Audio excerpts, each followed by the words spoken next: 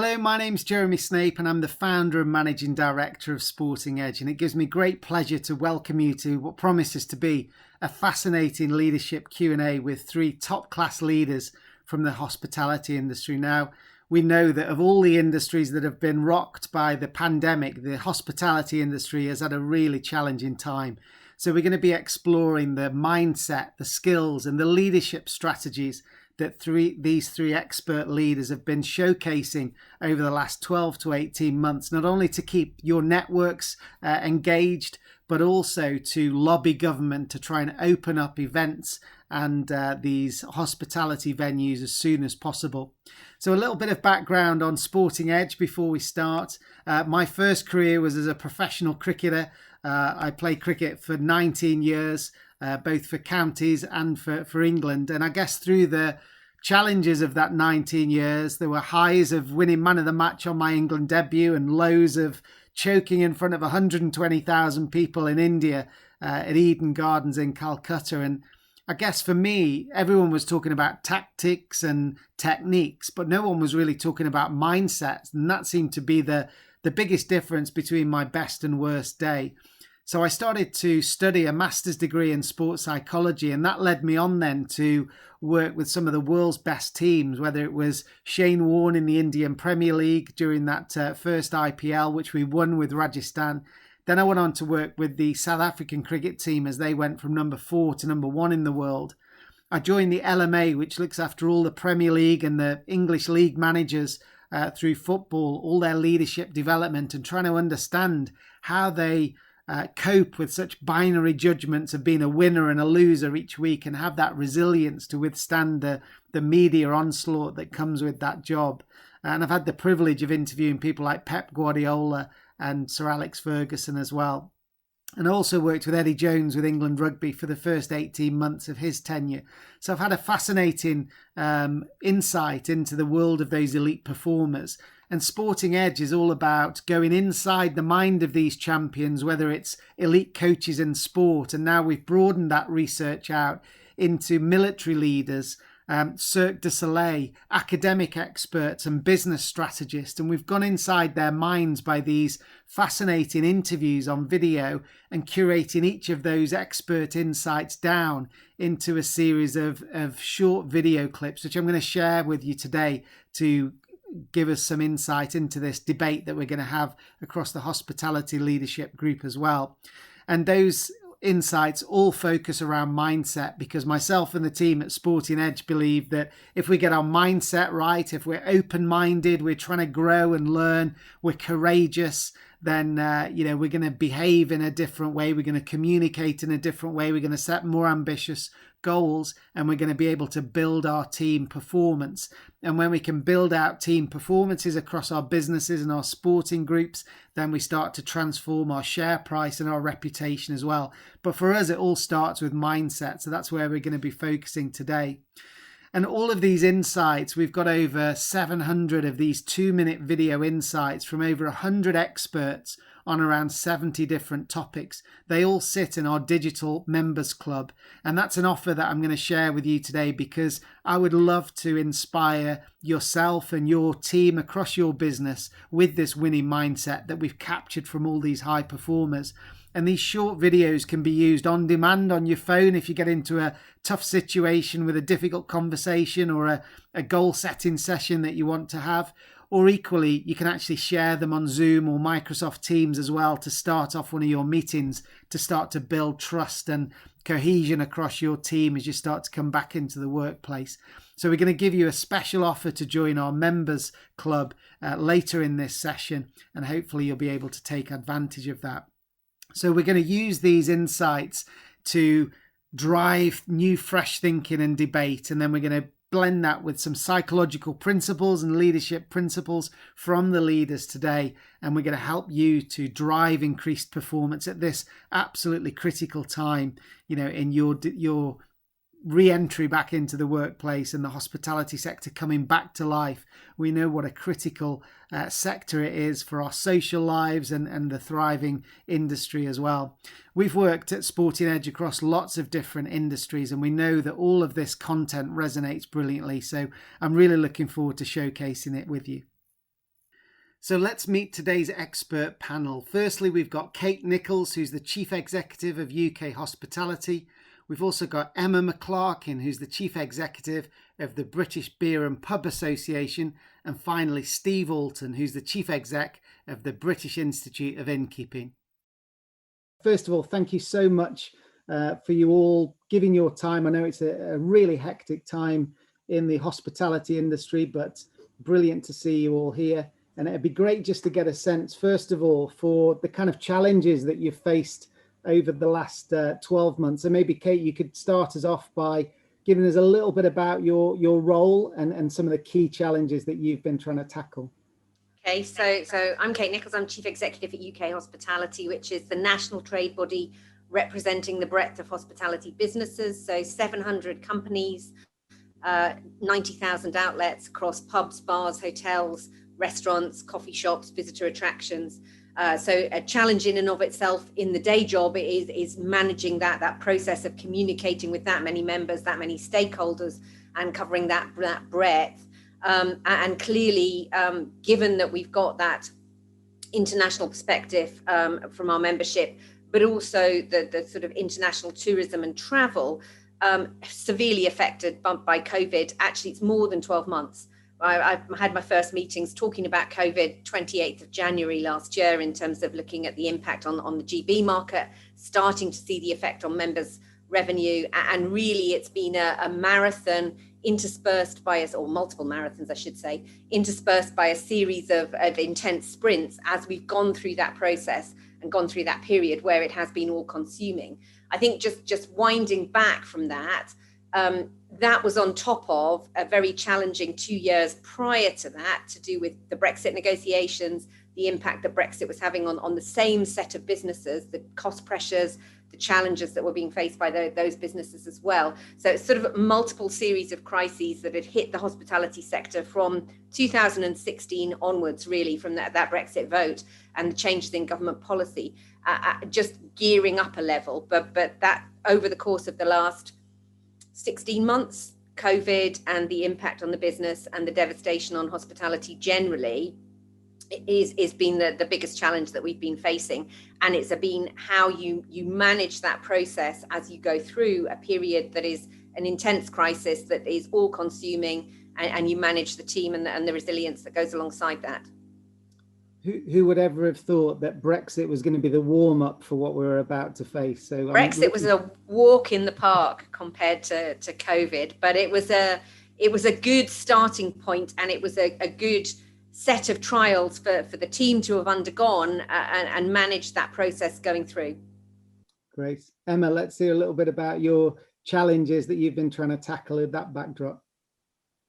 Yeah, I'm Emma Mcclark, and I'm the Chief Executive of the British Beer and Pub Association, and it is my honour and it's been my privilege to try and protect the Great British Pub alongside Kate and Steve throughout this crisis. This was a sector that was under pressure before this COVID moment and pandemic. So we had a huge tax burden. We were already struggling. We were losing several pubs a week. And so we had a big job to do already. And then the biggest crisis to hit the industry in its history came in the form of coronavirus. And we've been desperately trying to find our way and navigate our way through this, and hopefully now coming out into a recovery on the other side of it. So it has been a huge challenge for us.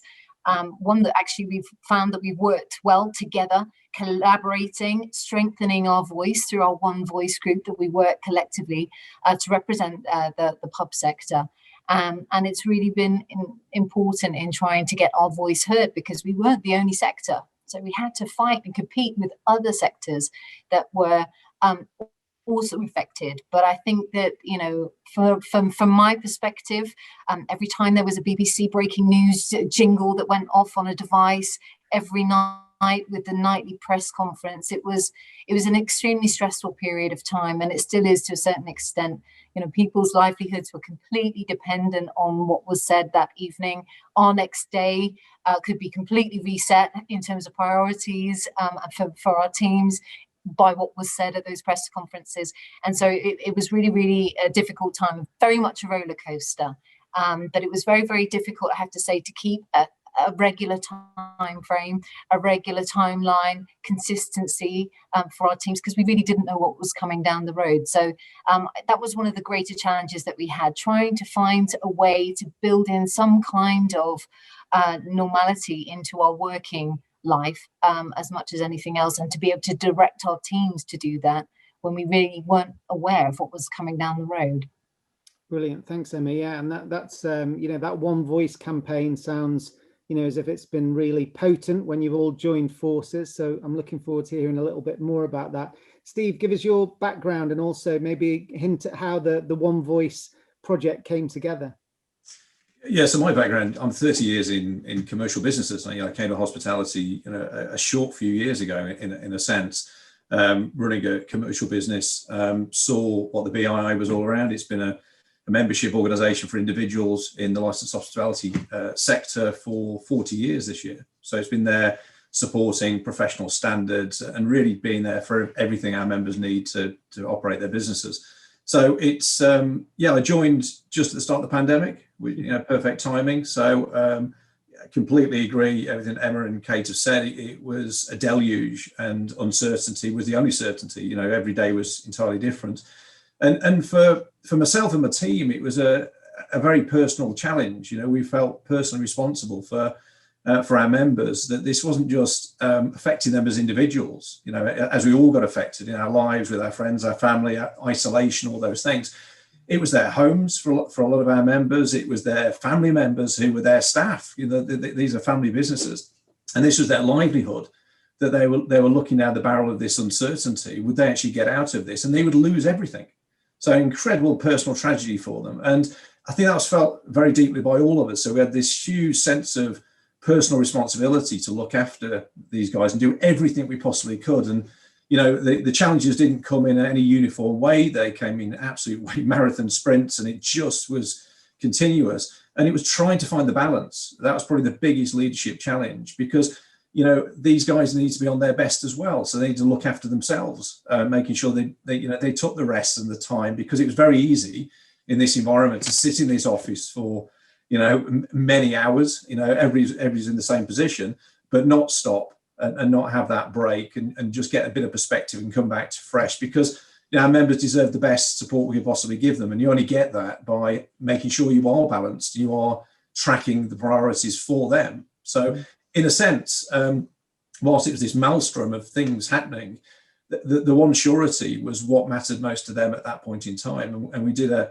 really big piece around membership insight at a level we've never done before. Just kept checking back to see where they were and where, how they were progressing at that point in time, and what else we can do. And that was on a commercial basis, on support, clarity, and from a pastoral basis as well, looking after themselves and making sure that they had the tools to look after their teams, because their teams were going through hell. These guys were, some of the city centre sites had, kind of staff members in shared housing that were suddenly isolated into a single room, and that was their world. So incredibly, really difficult. But I think the biggest challenge was getting the balance. And I'm not sure we got it right at all. The guys worked longer and harder than they've ever worked, I think, in their working careers. But equally, we were incredibly happy to do so because they felt a sense of pride and personal responsibility. That's not sustainable, and part of our leadership responsibility is how do you reset and rebalance to make sure our members continue to get the best out of us. So it's been a really interesting learning experience in a sense, but it's that personal tragedy on the edge of this. This isn't a game, this isn't a book, this is real life, and it felt very much like that all the way through. Yeah, absolutely. And you've given us a great example and insight there into some of the practical examples of what was going through that lived experience of people with the businesses, the families, their homes, all sort of intertwined in this chaos that we've been experiencing. So let me share with you one of the first insights from our Sporting Edge library.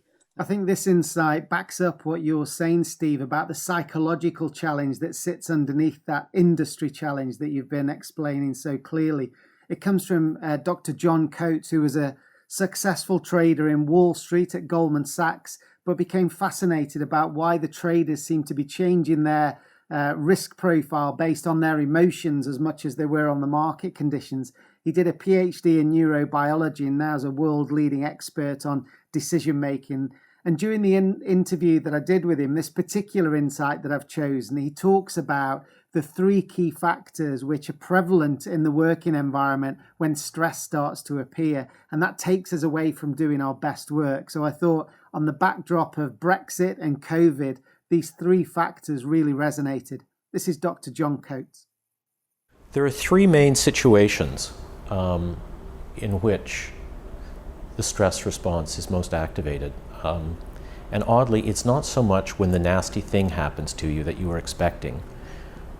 It's situations of novelty, uncertainty, and uncontrollability. And I think for managers, both of athletes and for employees in the corporate sector, it's really important to understand that, because it behooves the managers to reduce novelty, uncertainty, and uncontrollability during periods when you need the physiology of your employees or your athletes to return to baseline and go through a period of recovery. And quite often people don't quite understand that, and particularly in the corporate sector, middle managers often make things worse by introducing more novelty or more uncontrollability into say a trading floor or a workplace environment. So unless you understand the physiology, you're going to get it wrong. So I love that insight. It's those 3, it's almost the holy trinity of the stress response. We've got novelty, things that we've never seen before. We've got uncertainty. We don't know when things are going to change. And we've got that lack of control, that uncontrollability of not being able to do something tangibly with my work ethic or my team that can change the R rate or that can change, government policy necessarily. So I'm really interested to see how you as leaders tried to build more clarity. How did you try to build more certainty? We just heard you, Stephen, talk about, that ability to almost canvass and survey your membership to try and understand where they were. So that's almost pulling information out. But perhaps, Kate, you could start us off by just talking about how you tried to create more certainty and clarity in a time when there was none coming from above. Well, I think, in terms of the team, it was important to try and give them as much certainty and clarity as you can. As much of that is just being open and honest that you don't know, and that you can't tell, and that you can't give certainty. And also I drew quite heavily on the sort of experiences that I've had, because I've always worked in public affairs, strategic communications, mergers and acquisitions, negotiations, corporate negotiations, high degree of uncertainty, novelty, and unpredictability, and that everything is out of your control. That's been my working life for 30 years. So I had half of my team who were quite well versed in that too, and thrived on that uncertainty, unpredictability, the fact that you were knocked off track on a daily basis or multiple changing basis because the agenda was going to be set by the news environment, and try to draw on the positives of that environment to support the team members who were not used to that, whose daily life and routine was routine based, and that they got their work ethic, their sense of self, their ability to make decisions by knowing that there were tried and trusted mechanisms that if you practiced, a bit more like the sportsman, if you practice it again and again and again, that kick, that bowling action, that sort of tactic, you are going to get the same results. So we tried to sort of take and share how we felt comfortable managing that process of change and transfer it across to the other parts of the team who felt deeply uncomfortable with that lack of certainty and needed something to latch onto. So very much that sort of position.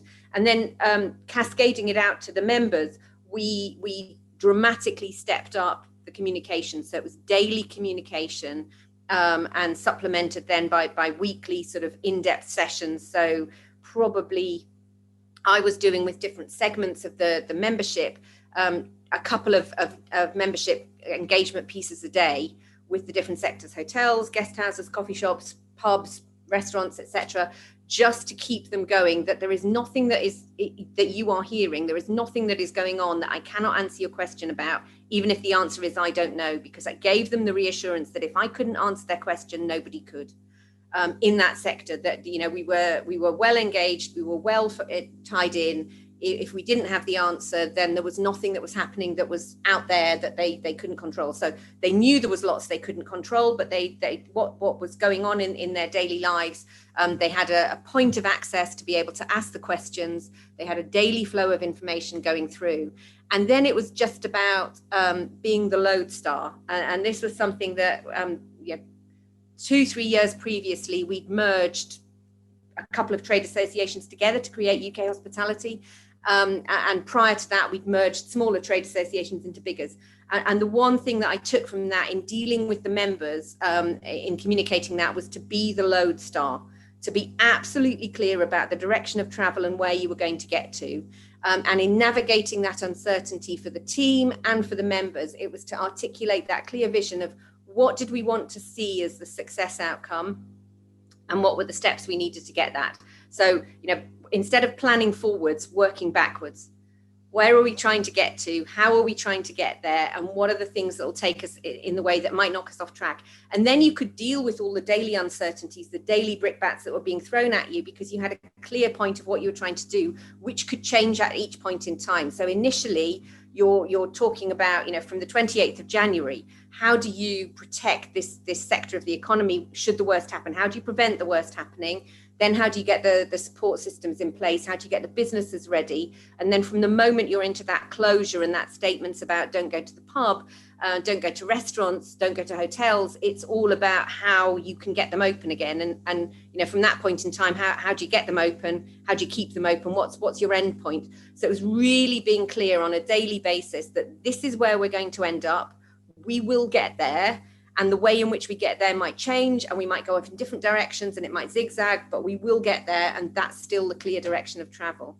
And that's what I tried to do. And then, the other point then was about how do you protect people from that stress? How can you be the bulwark, either for the team, protecting them from the members who are quite clearly anxious about their livelihoods? How can you absorb it, and how can you take on and be the sponge for their stresses, take on the team stress, take on the operator's stress, give the operators a chance to decompress because they're taking on their team stress, and then work out, last of all, how am I going to decompress, and use my existing strategies of how I was going to decompress and to deal with that process. But that was how I dealt with it. And also the Niebuhr serenity prayer is something that I do a lot of. Grant me the serenity to accept the things I cannot change, the courage to change the things I can, and the wisdom to know the difference, and to work it backwards. This crisis, it was exactly the same thing, but you just worked it backwards. Give me the courage to change the things I can, and know what I can't, and let go of the things I can't. Fantastic. That's a great insight and a great reminder with that poem as well. Emma, your story and experience of trying to navigate that uncertainty, how did you cope, and how did you try and shield, as Kate mentioned there, almost becoming this, almost like a resilient filter for the team, so that you could hear all the turbulence outside, but you created a calm environment for your network? How did you go about it? Well, having been a politician and worked in the political world for many years, to a certain extent, this was very much a political crisis. And so perhaps I too had some training of novelty, uncertainty, and uncontrollability. A lot of that, being governed by the media, if there was a vacuum there, and how to continue to navigate through that period. So some of that, I think, came into play early on, certainly, and using those connections to try and get that reassurance for members. Kate's absolutely right. That's what they look to us for. And, the pressure of being that one person in the room who's the point person or the link person to the government who are making those decisions. There was a lot of pressure on our shoulders on being able to get that information out of them and then pass it on as quickly as we could to everybody so that they could get that comfort from it. But there was really two things that were happening at the same time. We were bounced into crisis management, but my team went to remote working the next day. And so there were two big things happening. It wasn't just our working practices that changing to full crisis management. It was also that we weren't in the same room anymore. And so, when you look at what they cling to, and that relatedness between your staff, that connectivity that you have when you're all working in the same space, that was gone as well. So there was a lot of communication work that had to take place internally between the team itself, but also with our members, to make sure that everybody was on the same page, everybody had the same level of information, and nobody felt that they were missing something. And that was something that had to happen really, really quickly. So you just have to say, what can we control? Okay, we can set the time where we will meet as a team every day. We can convene calls with our members. My board, for example, we only used to meet quarterly, and we decided we were going to meet on a weekly basis. Sometimes it felt like a daily basis, frankly. And it was really tough, just trying to find ways that we could put in those points where we could know that we would come together, communicate what we had. And I think that was one of the things that pulled us through this far. I have to say, we're not at the other side. It doesn't feel like we're out of this yet. So, it's strange to be reflecting back. But in those moments of reflection, there has been real challenge. And actually, it's proven the commitment that people have. My team are committed. They are passionate about it. And how much passion gives you just that little bit extra in the tank when you're really, truly committed to what you're doing and you love your job and who you are working for. I think it's been able to really push people through. But it is one thing to accept as a leader that you're prepared to get up at all hours, you're available at all hours from members or from media or for politicians. It is another thing to expect that kind of level of commitment from your team. So it was about getting that balance right and making sure that actually you had something left in the tank at the end of the day to help them. No, that's great. And we're obviously on the countdown to everything hopefully getting back to normal. But that's not, as you say, we're not out of all the danger yet. But I think sometimes reflecting on what we've already done well and what you guys have done brilliantly with your organizations actually reinforces that we need to keep doing more of that again. Often it's not a new leadership strategy. It's not some new theory that's going to come out. The age-old sort of wisdom and the age-old, principles of great clarity, great alignment, great communication, those things are going to be the same right through this crisis and out the other side.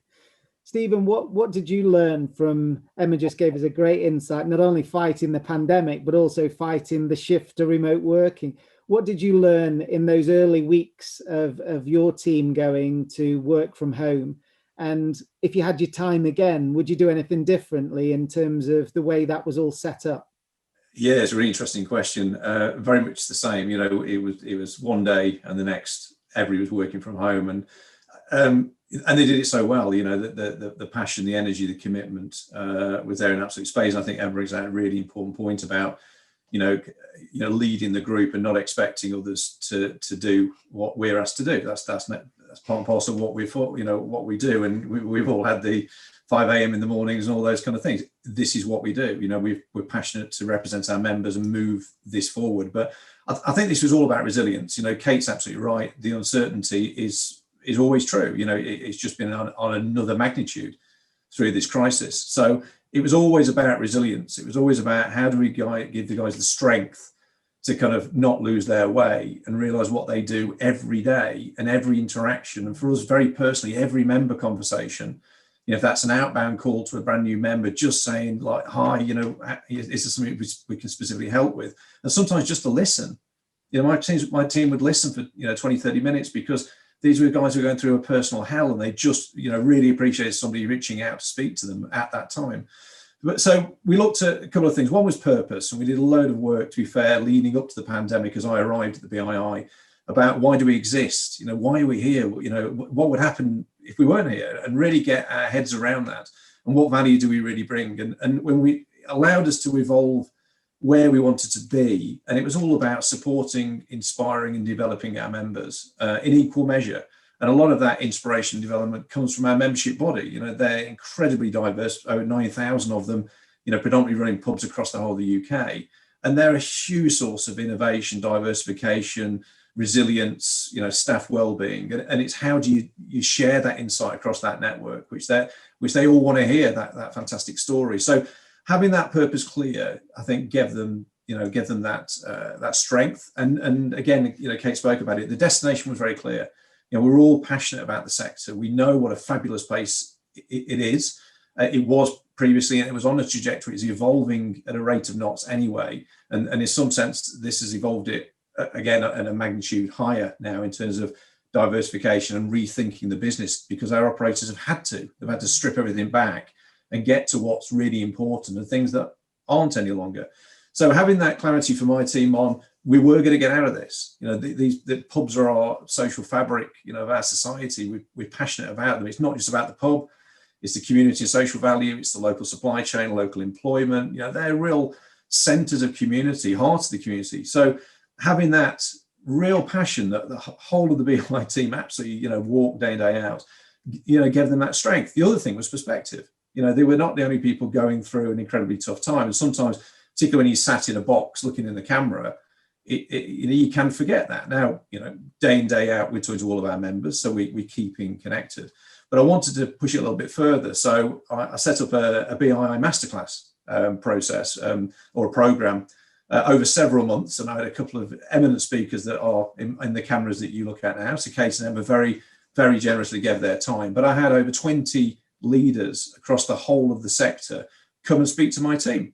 And it was for 20 minutes of their time, giving their perspective, how the pandemic was affecting them, what challenges they were going through. And this was pub group bosses, operators, technology heads, industry heads, political heads. So it's a full spectrum of people in our industry. And it was fantastic because, they made it very real, very gritty. And through that process, they also gave feedback to them about what they were doing, and it really mattered. And it really mattered to the members, and they needed to keep doing it. So that little bit of reinforcement to them was just so important as well. And we're all in this together. It's easy to say, and it's very difficult to experience that when you sat in a box on your own. But suddenly to have all of these people give their time incredibly freely.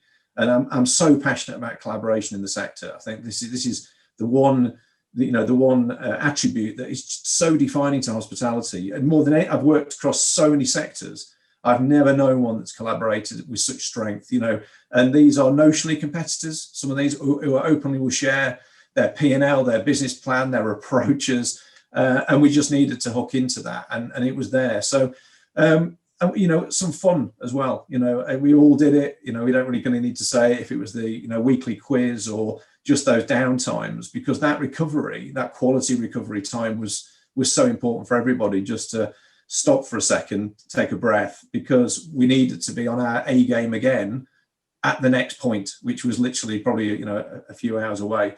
And there's another element as well. So in that perspective, we equally thought it's so important for our members to have something to look forward to, something to celebrate, something to share. And we did our National Innovation in Training Awards that we ordinarily would do face-to-face in a normal format, took it all online, and we broadened it this year. So it wasn't just about great training programs, development programs. We looked at staff well-being, and there were some phenomenal stories of how people had looked after their staff through the whole pandemic. We looked at the Heart of the Community Award, which we felt so passionate about. How could we really recognise not just the top one or two, every pub, every individual in licensed hospitality who'd gone above and beyond their boundaries to just reach out and help other people. Whilst they're staring down their own fragility of their business, they did so many amazing things. I think we awarded in the end over 130 of these nationally, and wrote to the MPs and told them about this fantastic business within their constituency, and really reminded everybody that our sector isn't just about stats and tax and employment. It's that community and social fabric that it gives that is so important, and we very much felt was undervalued. And this was the opportunity to really kind of shout about that. So, resilience with everything, purpose, perspective, and a bit of fun, just to, because they needed that pressure release, and seeing the difference they made such an important, it was such an important thing for them to hear from members. They'd have a tough conversation, really, really, really tough, and at the end of it, they go, "But I really appreciate everything you're doing. So despite the last 29 minutes." Keep doing what you're doing, because it really matters, because you point them in the right direction, and that matters so much now, and that will carry them then for the next period of time. Yeah, and it sounds like the support you've offered through all three of your organisations through this incredibly challenging period could actually be the making and galvanise the networks that you've created because of the support that you've helped out with during these critical times. It's interesting to hear how you talk about collaboration, because I think one of the sort of consequences of stress and pressure is that we become very short-term focused and we become very self-focused. So it's about, how do I protect myself in this short term for this next week or this next month and keep everything going? But what you've talked about there is fantastic, this sort of cross-industry collaboration with the One Voice project. So Emma, perhaps you could give us a little bit of insight into how that came about and how you've used that sort of One Voice to add impact. Well, the One Voice really brings together all the different groups that work, all the trade associations in the area that support the Great British Pub. And we all come together to see how we can pull our weight together. So it includes SEBA, it includes CAMRA, the All Parliamentary Group for Beer are represented there, as well as UK Hospitality BRI and ourselves at the British Beer and Pub Association. It's just so our voice can be heard. You know, the Great British Pub is an institution, it's part of our culture, it's part of our community, and we stand so much to lose, not only economically, but socially, if we don't pull together to find a way to make sure that voice is heard. So we were really lucky in that we had the One Voice vehicle that we could bring together, that we could coordinate and come forward. And again, we're meeting on a weekly basis to share that intel, to see what we could do together to pool our insight, but also to pool our campaign and lobbying experience. So it was really, really helpful throughout this crisis. And to know that you're not alone. I can imagine that if you didn't have another group of people to share this experience with, you could feel very isolated and extraordinarily pressured. So it was a good place where we could come together and all understand what we were going through, but try to find a way forward together. It is a unique set of challenges running a membership organisation. It's not the same, and I'm sure Steve will bear me out, it's not the same as running any other, being chief exec of any other type of business. And the chief executives that you have within your board don't necessarily understand that either. Only somebody else who runs another trade association can understand the unique challenges that you've got with the members, with politics with a small p, with politics with a big P, and therefore being able to have that other sounding board of your peers who are going through the same kind of thing is invaluable in this kind of crisis. You know, in the same way that you can look at other groups, I think it's a unique set of skills that you need to manage this. It's a unique set of stresses that you're facing, even without the crisis of COVID. So I think that's the importance of that group in this crisis. It's got a broader importance than it was in existence a long time before. But while we went through this crisis, that unique set of challenges as leaders, I think, and as for our teams, it is really, really helpful. And we hear a lot of managers and leaders in all different industries talking about how important it is to influence upwards, and that seems to be one of the hardest things to do. And I think you've had the hardest people to influence, and that's the government. So what have you learned from that as a sort of leadership experience, Kate, in terms of coming together with one voice, getting your data, getting your insight, getting the collective confidence from each other, knowing that you're all behind this as one voice? But in practical terms, what leadership insight have you gained from, and I know it's not over yet, but you know, what have you learned in terms of influencing upwards? Well, I think, you know, that is our day job. That is our job all the way through. All of those management theories that you talk about in terms of negotiation, managing change, navigating change, influencing decisions, any of the ones you look at, that's what you do when you are inherently a lobbying organization, you know, and lobbying upwards. So it's about looking for the win-win always, and making sure that you've got that sort of set of evidence. I think what we learned from the One Voice, which we knew already, but was it's not really one voice. It's one message, many voices, delivering it, amplifying it, making sure we're all saying the same thing, and using our unique pressure points at times that we can best deploy it is really what you're talking about in terms of managing upwards, where you're always looking at sort of one central decision maker. And in this crisis, that was distilled. Normally, it's very difficult to identify who's the chief decision maker. This is a government that only had 4 people making the decisions, so you know what you're aiming at. And I think in terms of the broader leadership perspective and learnings for other organizations, it's around agility. Because if you are managing upwards, you are having to be responsive as well as that proactive setting out your own agenda. You can't do what normal CEOs and normal leaders do, which is, here's my agenda, I'm going to do it, this is how I'm going to deliver, and here I go, motor. And team, come behind me, and that's all what we're going to do. You are always having to be agile, having to pivot, having to change what you're doing, changing tactics, changing message, changing nuance, tone, looking at different influences. So I think it's that agility in the decision making, which has really characterized businesses throughout the crisis. The businesses that have thrived and survived and managed this crisis better than others are the ones where the leaders are empowered to be agile in their decision making. Brilliant. Yeah. Well, we've spoken there about some of the skills that are needed to manage up, and it sounds like you've been aligned and potent in the message that you've given, and that's clearly had a positive impact, which is great. I wanted to share another insight with you from the Sporting Edge Library now. It comes from Baroness Sue Campbell, who was a brilliant coach educator. She became the chair of UK sport during 2 Olympic cycles, including that successful London 2012 period. And is a really impressive leader. This comes from the leadership section of the Sporting Edge Members Club Library. Hundreds of insights, but Sue is a real star of the show. And in this particular insight that I've chosen, she talks about the moments when she joined UK Sport as the senior leader and wanted to try and understand the potential that was in the group. And I think this is really relevant for everyone listening as we start to go back into the workplace and try and get the best out of our teams to get a fast start across the hospitality industry. Sue has 3 great questions, which I think are going to be so relevant for everybody listening. This is Baroness Sue Campbell. When I first went into UK Sport, I asked every member of staff 3 questions. What do you do? What could you do? And what stops you doing it? And it told me everything. And, you know, some of the people, I'd ask them what they did, and it sounded very mundane. They looked most uninspiring and most uninspired. But when I asked them what could they do, and they asked me what did I mean, and they said, well, if all the constraints, where would you take this? Their eyes lit up, their heads came up, and I suddenly found myself confronted with these creative creatures who had really great vision. And what stopped them was usually somebody managing them from behind who was telling them they couldn't, there wasn't a budget, that's not your job, don't think like that.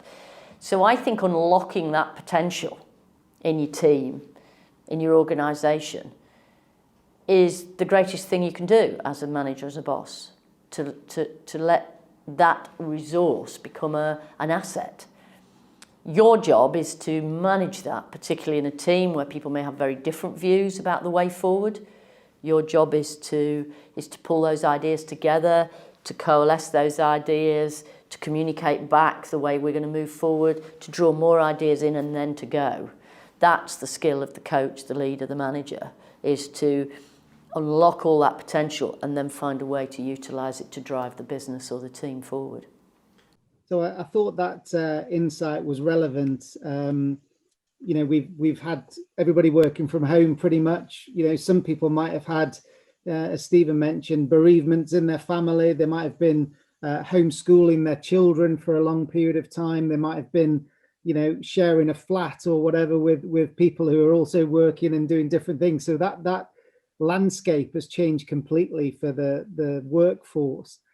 And that idea of going back into our organizations and asking people what ideas they've got, what they've learned, trying to unlock some creativity, because they might see things differently from the perspective that they've got now. They may have had some fascinating phone calls with the memberships across your organizations that can inform us about how we're going to set ourselves up. So I'm really interested, perhaps Stephen, you can give us a starting point here on how you've tried to unlock, a bit like Baroness Sue Campbell there. Is I think sometimes as a leader we feel like we've got to have all the answers ourselves, but perhaps you've been able to lean on your team and unlock that potential yourself. I think, building on your point, quite the reverse. I think having that honesty to say you don't know, and that humility to get your team to really help shape that, and come back to, she made some brilliant points. I think diversity of thinking is at the heart of great teams. You want those challenges. You want people seeing the world in very, very different ways, because, go back to the earlier point about membership organisations are quite unique. we have huge diversity of members. You know, I've got 9,000 individuals who do not see the world the same way, and that's massively helpful. That in itself is a huge asset. And to have that in my own team, and I've got, you know, a really, really passionate team, but with that, the alignment is there, the purpose is aligned. They all in it for the same reason. They're passionate about their members, the pub sector, and what it really stands for. And that means that they feel able to contribute because they have an ownership with it as well. And kind of going back to One Voice for a second, I think one of the real powers of that is the diversity of thinking. You have a very different group there of membership, trade and industry bodies coming from slightly different perspectives, but through that you find alignment. You find real alignment on what matters most, but you come there from very diverse and different points of view, which is massively helpful, because you'll then find that nugget. You'll find that thinking style that you weren't following because that's not where you start or finish. So yeah, I think diversity thinking is absolutely key. From a leadership perspective, what's worked well with One Voice, again, by the way, is there isn't a single lead. That is a truly collaborative group. You know, we come at it, and it's not just about short term, what's happened that week or that day. We did a lot of insight as a group. We just thought that was so powerful, cross industry, cross all of our membership groups, to bring the strongest and most aligned voice into stakeholders, you know, into government.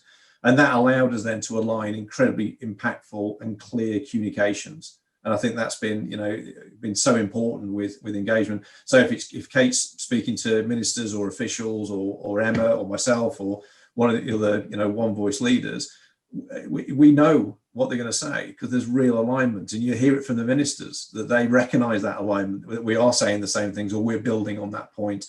And I just think that is so important, and in a sense quite unique to the sector again, where any competitive elements are completely put to one side, because the greater competitive threat, quite frankly, is the more longer term structural threats to the sector. And just to assure you, it wasn't just about short term. You know, that group continues to look at medium and long term strategies to get, you know, this sector to its full potential, you know, in the shortest possible period. Notwithstanding, obviously, we need to get through the next few weeks and get back to a sense of normality as the start point. But it's going to be a long road. That said, it's an exciting road, and we know that this sector can absolutely be at the heart of the recovery. We have no doubt about that. So I think diversity of thinking for me, I think she's absolutely spot on. And that sense of ownership and purpose, if you get that in your team, they will question everything, and they'll find that next little nugget that goes, brilliant, let's go. Because you know what, it's seek forgiveness, or even better, they've gone and done it already. And they just say, do you know what, we tried this, even better.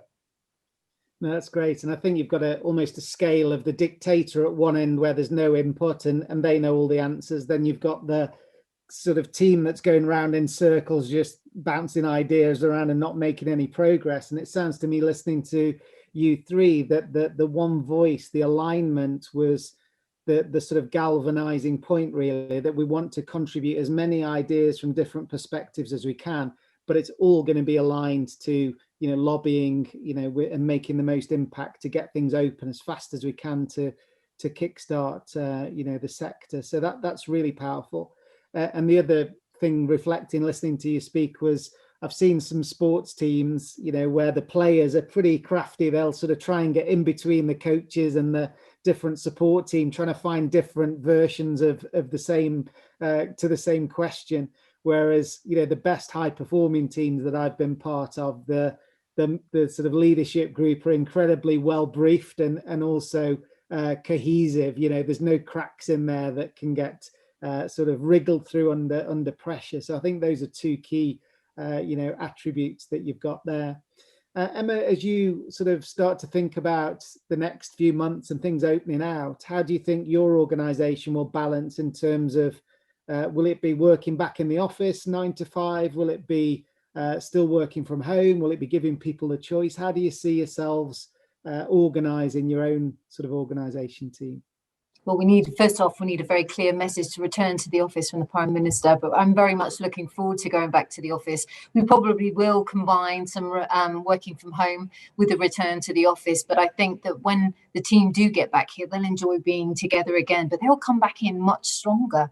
What we've given them throughout this crisis is a challenge, and everyone's been on their own journey of growth throughout that period of time. But it has given them more autonomy to go and do that because they're working from home. They have to motivate themselves. They have to come up with solutions themselves. So everyone's going to come back into the office and much stronger, but the team mentality is there. So it's strange how, having had given, they've experienced autonomy, actually it's made us more cohesive as a team, because we recognize that the focus is for the sector, for our members as an association to deliver. It's not broken down into different departments, different silos, and only on this little bit of achievement and that. It's a collective, and that's really important. And that mentality will come back. And so I really look forward to that when we do, but it will still be difficult to try and figure out how we get the balance right when we come back in. There's definitely best practice to come in, but it will be unusual, I guess, getting used to being back in the same vicinity again. Yeah, that's definitely going to be a challenge. And I think the hybrid working space is different as well, isn't it? With people potentially coming in on different days. So that's the next management challenge for us to think about. But let me share with you an offer that I'd like to put out to the hospitality sector. This is all about the Sporting Edge Digital Library. We've only got a little bit of time today to share 2 or 3 of the insights, but I really wanted to offer this out to be, something that we can offer across the sector, because our Sporting Edge Members Club has got hundreds of executives and entrepreneurs around the world that have joined. It gives you access to 600 or 700 of the 2-minute videos that we filmed over the last 10 years with experts on sleep and well-being and resilience and all those different personal mindset attributes that we've been touching on today, as well as some of the leadership things around coaching, motivating your team, how to bring in more inclusion into your teams, and then some more strategic elements of leadership around decision making, around creating a great strategy for the future. So this is really all of those brilliant experts are at your fingertips now on demand. We have a weekly micro lesson that comes through every Monday morning when I narrate a short video to the camera with one of the experts. So it could be an expert like Eddie Jones talking about trying to get the best out of your team and setting inspirational goals. And then with each of those insights on whichever topic it is, we have a short summary of the learning points that each of the members can use in their own teams. If you're sharing this on Zoom or Microsoft Teams, maybe you can use that as a kickstart for your team meetings. And then we also have a community forum where people start to think about how they would use Eddie Jones or Gareth Southgate or a professor from London Business School's insight actually in their own organization. I'm available throughout the Members Club as a sort of a confidential helpline, if you like. So if leaders get into some challenges and they want to be able to find some content, they can either use the search engines or they can post a confidential question through to me, and I'm able to support all of those people as well. And you'd have access to all of these insights to use both personally, as I say, and with your team. So we've curated the content in lots of little learning pathways. So things like performing under pressure, or building trust in teams, or how to adapt, quickly. All of those content themes are really aligned to today's challenges that we've been speaking about. And we're also joined by some sporting legends and some thought leaders on various mastermind sessions. A couple of weeks ago, we had one of the great communication experts from RADA teaching us how to deliver with great impact in our communications, both virtually and when we get back into those face-to-face conference type setups. So I'm really hoping that we can get the content across into the hospitality sector. The offer that we'd like to put out as part of Sporting Edge's support for the COVID-19 period is £10 per month, which is normally £30 per month, inclusive of VAT.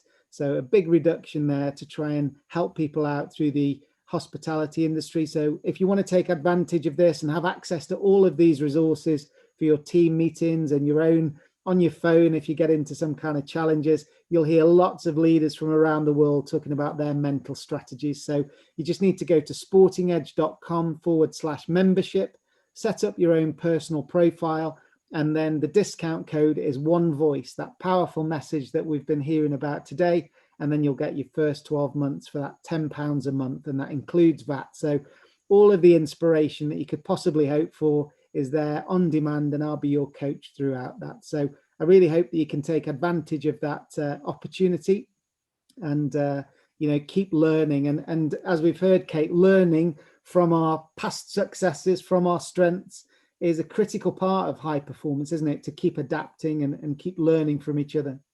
Yeah, I think that's right. I think it's about the adaptability and knowing that every new experience can give you that toolkit to be able to move forward. It's about identifying the key stakeholders, the interests, anticipating bias, multilateral bargaining, adapting what you're planning to do. And then I think it's that sort of planning backwards from where you want to end up. It's still, the fundamental is the power of positive thinking, goal-oriented decision-making in these kind of difficult times. It does get you through an awful lot, and it does mean that you can then adapt and draw on past experiences and other people's experiences to help you plot that way forward once you identify where you're trying to go.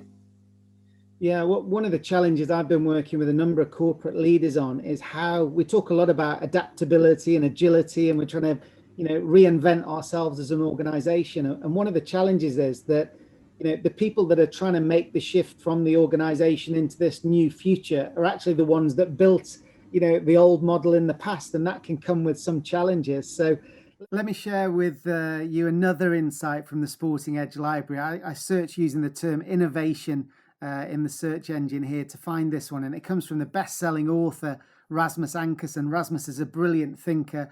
He's on the board of Brentford Football Club in the UK, and also the chairman of FC Midtjylland in Denmark. And in this particular insight, he gives us a great framework and a great analogy to start bringing a fresh perspective to look at our business to help us to future-proof it in the months ahead. This is Rasmus Ankersen. Well, there is a willingness to treat success with the same skepticism as you treat failure. There's to dig into the success and ask, is this actually sustainable, the success? Is it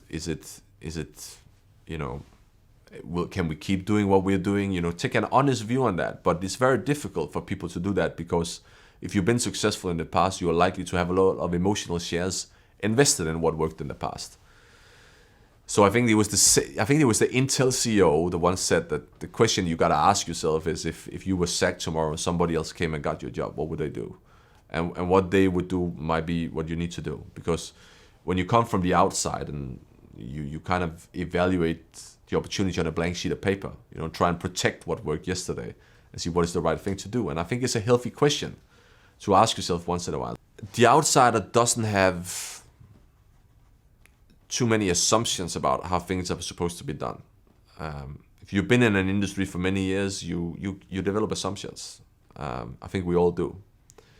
And we don't challenge them. We build on top of those assumptions, but we don't question, what is the underlying ideas and assumptions we build our beliefs on and what we do on. So I think the most effective problem solvers, generally speaking, are guys that work in the margins of a certain field. They know enough to understand the problem, but they don't know so much that knowledge becomes an intellectual handicap. So if you want to solve a chemistry problem, don't ask a chemist. Ask a molecular biology guy, because he understands the problem, but he comes from a different field don't have the assumptions. So what characterizes the companies, back to your question, that I think stay relevant, is that they got that willingness to take the view of an outsider and look at themselves. If we were going to beat ourselves, what would we do? If we were that competitor, what would we do to disrupt ourselves? Look at yourself from the outside with a critical view. So there's some great lines in that short insight there, where he talks about knowledge being an intellectual handicap. I love that phrase. And we've almost got that sunk cost of everything that we've built over the last few years. We're incredibly proud of our pub, our restaurant, our organization. And now it's, been challenged and shaken, really. And we've got to have the humility, haven't we, to think differently and to think from the outside. But what examples have you got where you've seen people thinking differently and approaching things differently. I'll open that up to whoever wants to start. I'll just start it with this is the benefit of the One Voice organisation, but also this is the benefit of membership organisations. You know, I'm employed as CEO. You don't always have the same CEO type mentality in a trade association, but I'm employed as the political specialist. My board are the operational specialists. They know how to run their business. We avoid groupthink because I've got hotels, pubs, bars, restaurants, coffee shops, and they all tell each other what they're going to do, and they all tell each other how to do their businesses. So it is exactly that point about you've got the biologist telling the chemist what to do, but I'm the political specialist. They're challenging me because they always think they know better than I do about politics. And equally, I throw it back at them. I'm going to tell you operationally. So, you know, that's the strength of a trade association. That's where you get the real power. And that's why membership and representative bodies have come into their own through this crisis, because they have this inbuilt strength that they have to have that diversity of opinion. They challenge each other's thinking. And I think it's absolutely right. You've always got the outsider. The insider who's outside is always there and present in any membership organisation. Yeah, that's great. You know, the last thing we want in times of massive turbulence is an echo chamber where we just look down across our board or our top team and say, what do you think of this? And they'll go, yeah, good boss. Yeah, that's perfect, because it hasn't been tested enough. But Emma, what have you done to sort of surround yourself with people with diverse perspectives? Obviously, you've got the One Voice. Have you used that, or different mentors from different industries even to support your leadership? Yeah, well, first off, I was the outsider. So I only came into post as the new CEO of this trade association, British Beer and Pub Association, 3 months before the pandemic. So I came in with quite a different challenge in front of me. So I came in with my perceptions from the outside. And so I had to get up to speed really, really quick. But you know that you need to keep saying, how are we perceived from the outside? And actually, the crisis has challenged that. And it's definitely given us instant feedback in many instances from members inside, people outside, the media. So we've been able to really look hard in the mirror. And even harder than that is looking at somebody else's mirror. What do they see? And I think that is a really, really important exercise that we're all going to need to do and continue to go through if we're going to grow, because every business is going to have to learn how to adapt, how to become more resilient, and how to keep moving forward and keep that agility there in order to keep a pace with new developments, innovations. And we have to keep up with our members. So if that's their goal as businesses, then that's what we have to keep up with as well. So definitely bringing in that kind of mentality, but working collaboratively. I'm also a member of a female leadership group, so we support one another. We talk about our challenges, but how we've overcome them, and that is enormously powerful. And particularly as a woman, I have to say, in sort of finding commonality in that, learning from each other's experiences, but also sharing your own. And I think it's very often we forget to do that sometimes, to share those experiences. So thank you for giving us the opportunity to do that today.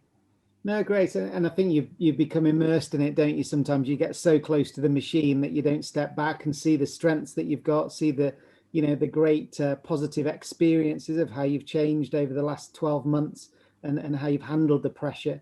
And I love that idea that you've got your industry network and that inner circle from the One Voice, and you've also got your women's network that's sort of a cross industry platform as well. And I think for anyone listening, the more we can challenge ourselves to almost surround ourselves with people who think differently. The last thing we need is just a room full of people who think like us, because we don't get any difference in perspective. So we'll become stronger leaders if we embrace, that diversity as well.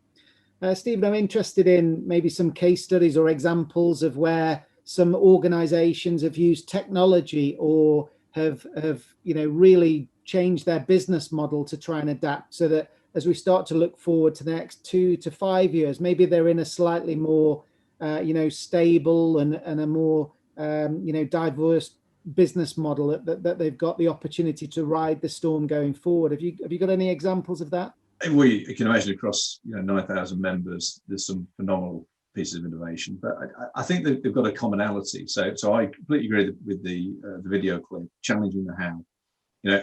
Everything's moved on. That uncertainty is there, but the purpose go back to hospitality is a great experience, and it's something in here that you feel when you connect through great food, great ambience, great personal connection, which is beer, but it is the personal connection that really defines it. And some of the operators have really tried different things through necessity, more than anything else over the last 12 months, and that's one of my hopes, that they'll take that forward. So if it's we've got fabulous operators who, for the sake, in one of the tier lockdowns of a mile, were shut, and they developed a flourishing letterbox cocktail business, but did it properly, premium, with the packaging, the theatre, the quality that you would expect. So it was an absolute fabulous experience when it literally came through the letterbox, through to personalisation, using that insight on your customers to welcome them back. With that, it's great to see you again. I know you like that beer. Last time we've had another one in from a local brewery you'll really like. Just those simple things that you always remember, TripAdvisor, more latterly Google reviews, etc. They're defining elements of those personal connections, and that's what you remember, and that's what you shout about, and that's what drives you back. And I think there's been so much learning from how do you galvanize your team and get them to connect as well. And I go back to some of the community outreach stuff. We've had whole squads of staff come in voluntarily doing meals for the vulnerable by their hundreds by the day. And you imagine how strong is that team ethos now, where they've worked together in that and found a real purpose that absolutely matters. And now taking that back to when they open fully, we know they're going to absolutely fly, because they get it, they know it's real. And I think our own experience as individuals through this is very personal. This whole thing has felt very, very personal.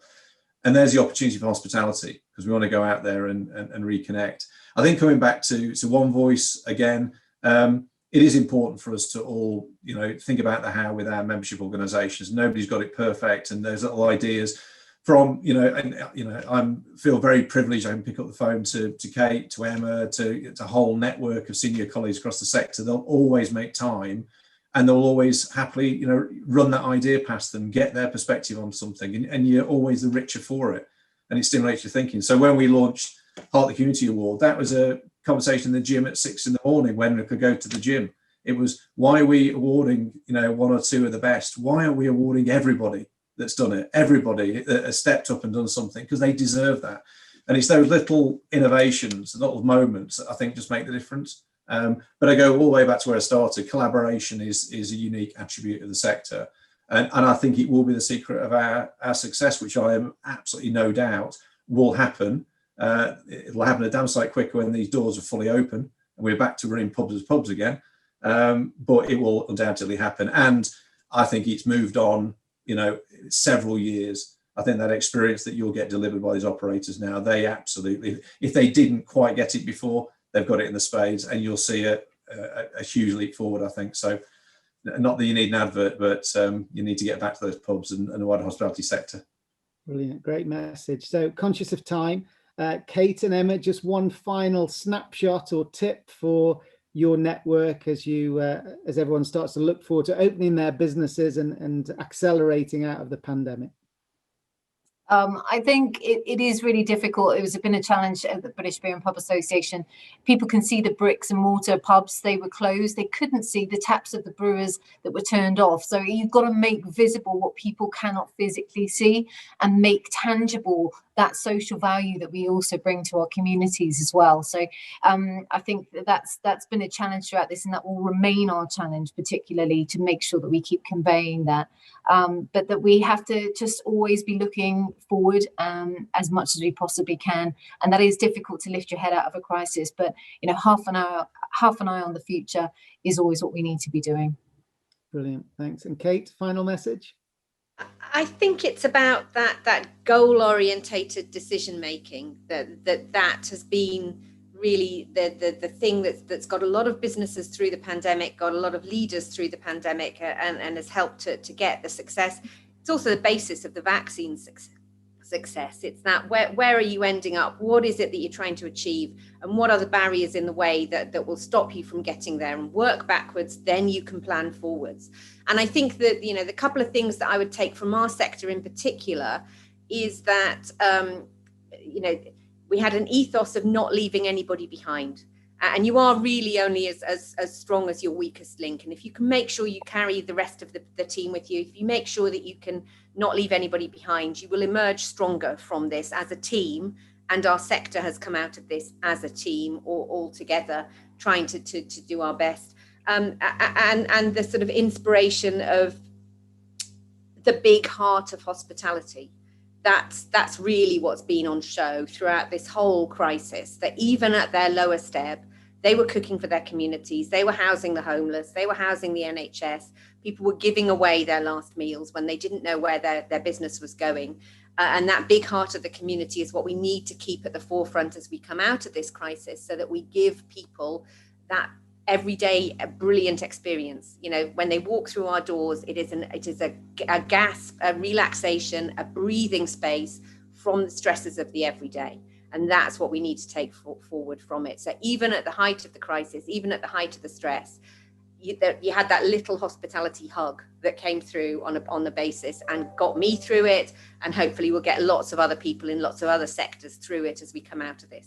Brilliant. Well, I just want to say thank you so much for your time today. It's been absolutely fascinating learning from all of your scars and celebrations and successes. I think you've done brilliantly to get us through this challenging period. And as you say, the core purpose and the One Voice project of staying together and making sure that you can get all our events and venues open and bring the communities together, I think is fantastic. So thanks so much for your time today. Thanks to everyone for tuning in. Please do take advantage of that sportingedge.com/membership and use the One Voice code to get that special discount on our members club. And then you can use all of our content from all the world-class leaders in your own businesses. And I just want to wish you every success, the three of you. And thanks again to Stephen, Emma and Kate. Thanks very much.